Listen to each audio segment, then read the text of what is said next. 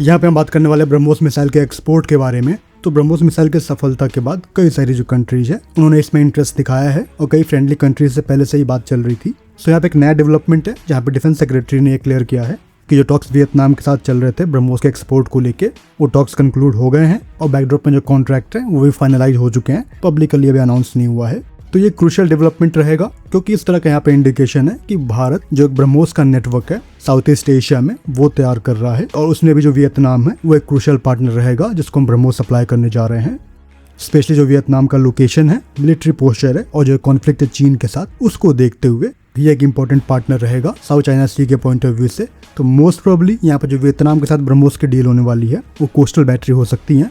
तो फिलीपींस के बाद जो वियतनाम है वो ब्रह्मोस को ऑपरेट करने जा रहा है। अगर हम नेटवर्क तैयार कर रहे हैं तो फिलीपींस, वियतनाम, उसके बाद जो इंडोनेशिया है जहाँ पे टॉक्स चल रहे हैं, फाइनल स्टेज में है, तो इन तीनों के पास ब्रह्मोस आता है। तो जो एक नेटवर्क है वो बनेगा सुपरसोनिक क्रूज मिसाइल का। स्पेशली चीन के अगेंस्ट मूव है, जो एक डायरेक्ट प्रेशर है PLA नेवी के ऑपरेशन पे, वो ये क्रिएट करने जा रहा है। वियतनाम की बात करेंगे तो वो वेस्टर्न एज पे बैठा हुआ है साउथ चाइना सी के। अगर वो ऑपरेट करते हैं ब्रह्मोस की कोस्टल बैटरी डिप्लॉयमेंट वो कर सकते हैं कैमरन बे पे, डानंग पे, या फिर जो साउथ वियतनामीज कोस्ट लाइन है वहाँ पे जो डिप्लॉयमेंट है वो हो सकता है।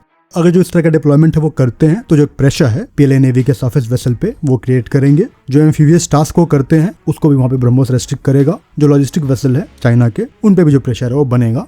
मतलब जो भी सी लेन है वहाँ पे एक जो प्रेशर है वो इस तरह के जो ब्रह्मोस बैटरी है वो बनाने जा रहे हैं। वियतनाम ऑलरेडी जो सिमिलर सिस्टम है वो ऑपरेट कर चुका है, जैसे कि Western P coastal battery operate कर चुका है। जो P800 है ऑनिक, उसके सीरीज को भी ऑपरेट करता है। तो यहाँ पे पॉइंट ये है कि ब्रह्मोस को ऑपरेट करना उनके लिए आसान रहेगा। जो उनका इकोसिस्टम है आसानी से वो उसको अकोमोडेट कर पाएगा। इंडियन डिफेंस के पॉइंट ऑफ व्यू से अगर देखते हैं तो ये जो कॉन्ट्रैक्ट है तकरीबन $629 मिलियन का है, जो कि भारत के डिफेंस एक्सपोर्ट को बूस्ट देने जा रहा है। इस कॉन्ट्रैक्ट के अंतर्गत जो 3 से 5 बैटरी हैं ब्रह्मोस की वो सप्लाई हो सकती हैं। उसके साथ ही जो लॉजिस्टिक ट्रेनिंग है, सपोर्ट है और इंफ्रा पैकेज है वो यहाँ पे इंक्लूड है। अगर फ्यूचर प्लान की बात करते हैं तो अभी यहाँ पे जो कोस्टल बैटरी है वो मोस्ट प्रोबेबली सप्लाई होगी। फ्यूचर प्लान में ऐसा देखा जा रहा है कि जो ब्रह्मोस A है वो वियतनाम के जो Su-30 Mk2 है उन पे इंटीग्रेट किए जाए। तो ऐसे जो एक पॉसिबिलिटी है वो है जहाँ पे जो ब्रह्मोस A का एक्सपोर्ट है वो होते हुए दिखेगा और जो एडिशनल एक और बैटरी है वो एक्सपोर्ट हो सकती है फ्यूचर के प्लान के पॉइंट ऑफ व्यू से।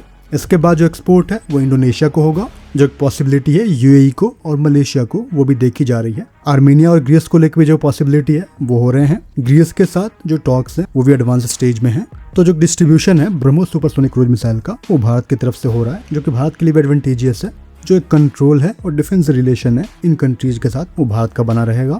यहाँ पे वियतनाम को लेकर पॉसिबिलिटी है कि 3 से 6 जो बैटरी हैं वो सप्लाई हो सकती हैं, क्योंकि हमने फिलीपींस के साथ देखा था कि वहाँ पे जो कॉन्ट्रैक्ट की लागत थी वो $375 मिलियन के अराउंड थी, जहाँ पे जो 3 कोस्टल बैटरी हैं वो सप्लाई किए गए थे। तो उस पॉइंट ऑफ व्यू से अगर आप देखते हो तो ये 3 से 6 का नंबर है वो यहाँ पे वियतनाम को दिया जा रहा है।